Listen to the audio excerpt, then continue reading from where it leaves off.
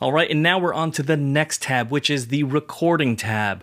As you can see here on my screen, we are now looking at all of the details on this recording tab, and I'm going to show you exactly what each of these mean. So by default, you've got this option up here that says record all broadcasts. You will pretty much always want to have this enabled because every time you go out to a live stream, your Ecamm Live will also have that recorded file saved locally. Now, the benefits of doing this: number one, your live stream is going to be at a certain quality, but it might not be the same quality as your actual local recording. And so you really want to be able to save that file locally because that's going to be what we call the raw file or the raw program file, which is the highest quality out of every one of the different destinations that it's going to go to. So I would always leave this checked off. Now, the next section here inside of this box, it says record isolated video tracks. Now, what does this mean?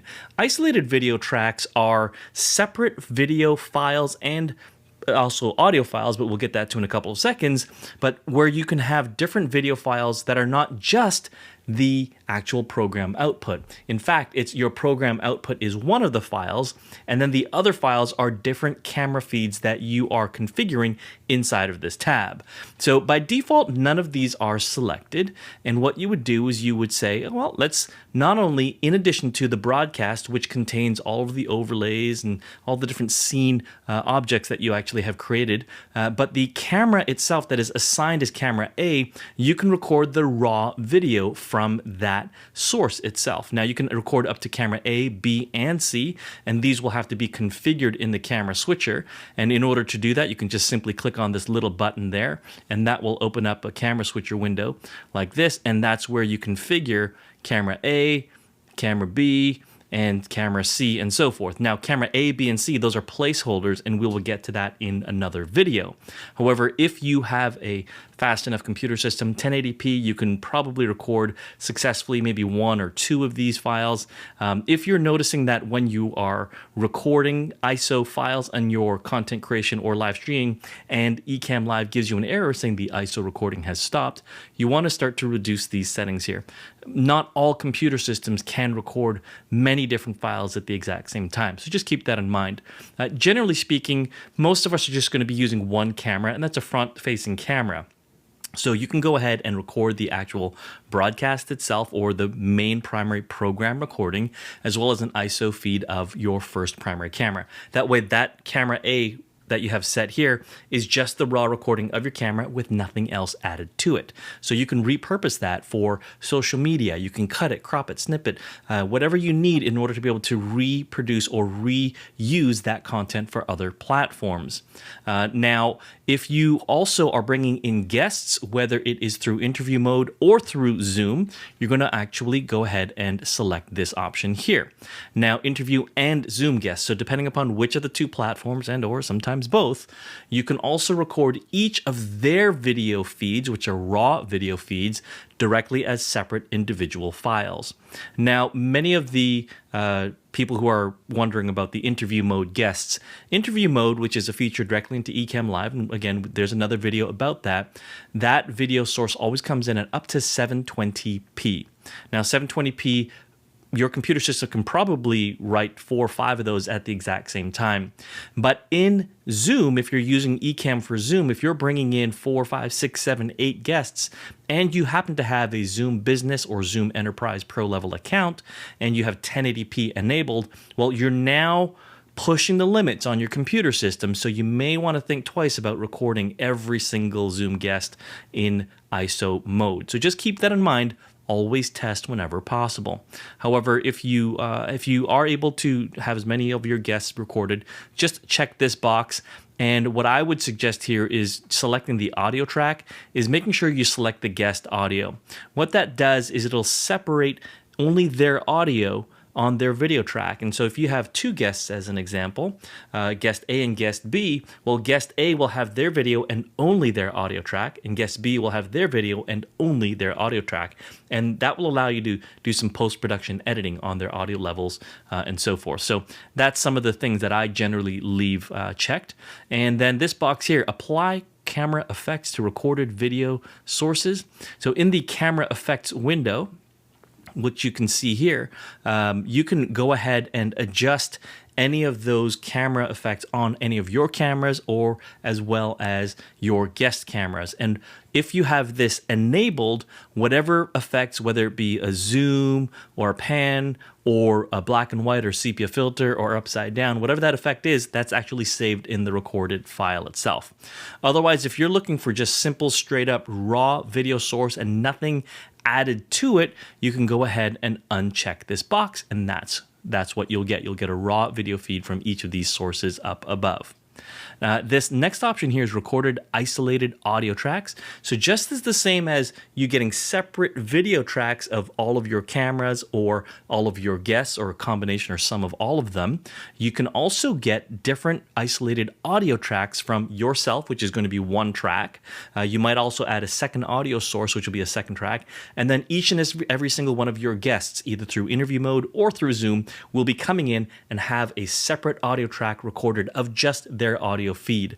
This is wonderful to have when you are running a video podcast or a vodcast. So if you're bringing in a guest or several guests, you will have this enabled here, and that will bring in every single person's audio track separately in your end result recording files.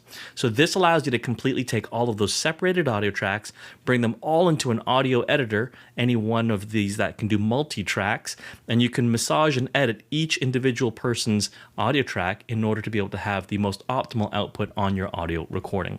Now, the next option here is video recording file format. And you've got two options. You've got MOV or MP4.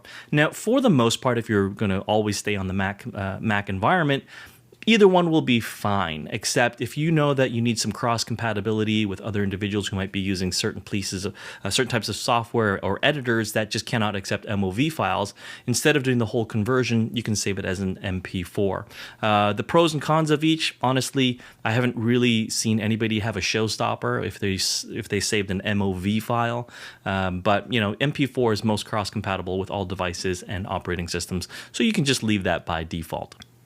The next option here says record only prompt for file name. So when you are finished your recording or your live stream and you have record all broadcasts checked off, then Ecamm will prompt you for a file name. And this allows you to kind of filter out different folders or files more efficiently than just seeing Ecamm live recording and then a timestamp. So if you wanted to name it specifically, you can go ahead and change this setting here to either allow you to change the file name before your recording starts or when your recording starts, or change the file name after you hit finish recording or end broadcast, and then that will prompt you to type in the name of that file name.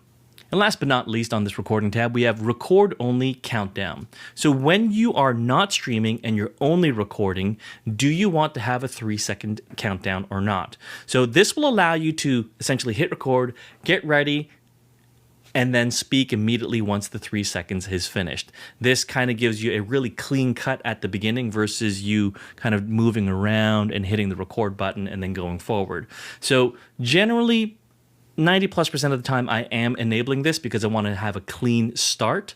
Otherwise, if you just want to record right away without that delay due to timing issues, or maybe you're really, really good at hitting the record button and starting your conversation right away with the camera, you can go ahead and uncheck that button. Now, the last option here is choosing your recording folders. By default, all of your Ecamm videos that are recorded either through the stream or from your actual local recording itself, they're all saved in your movies folder. I personally would suggest that you leave it in that folder because that's easy to find and it's where every other video is. However, some of you may want to be putting it on a different file folder or a different drive in order to be able to disconnect that drive and run with it and send it to the editor or something like that. And that's completely okay. My only suggestion here would be to not put that on a cloud-based file folder. So whether it's on your desktop or your documents folder and you have iCloud storage enabled on those folders, or if you have a Dropbox folder or a Google Drive folder, I personally would suggest against using those folders that are cloud storage and synchronized for your files that you're saving from Ecamm Live. save it somewhere else, either downloads folder or the movies folder, or create another folder altogether that's not cloud synced, and then move that manually to your cloud folders so that you can move the file up to the cloud, and then it automatically may delete on your local side and be online for your team or yourself to access later. I hope you're really enjoying this Ecamm Live Masterclass, because this has been an absolute joy for me to actually create. And the reason why is because I just love Ecamm Live, and I love the whole aspect of content creation, and I hope that you do as well. So please go ahead, leave some comments below. Let me know how you feel about this. Let me know if you have other questions about the specific topic that I'm sharing in this video. And another thing that I really want you to do right now is I want you to go ahead and scan this QR code or click the link in the description below, because this is where I'm going to be housing not only just this Ecamm Live Masterclass, but a lot of cool extras that are not going to be found on YouTube. So you have to register for absolutely for free in order to grab this content. It's in my member portal. So go ahead, scan the QR code or click the link in the description, and I will see you on the other side. Now, back to the regular show. And that's it for the recording tab. Relatively simple, however, it is a little bit more complex, so you want to make sure that you go in to check these settings before every live stream and before every recording, especially if you are using different profiles in Ecamm Live, which will be in another video. Now, if you want to go ahead and see the next tab, this is the Destinations tab. Just click on this video over here, and I will show you all about that tab.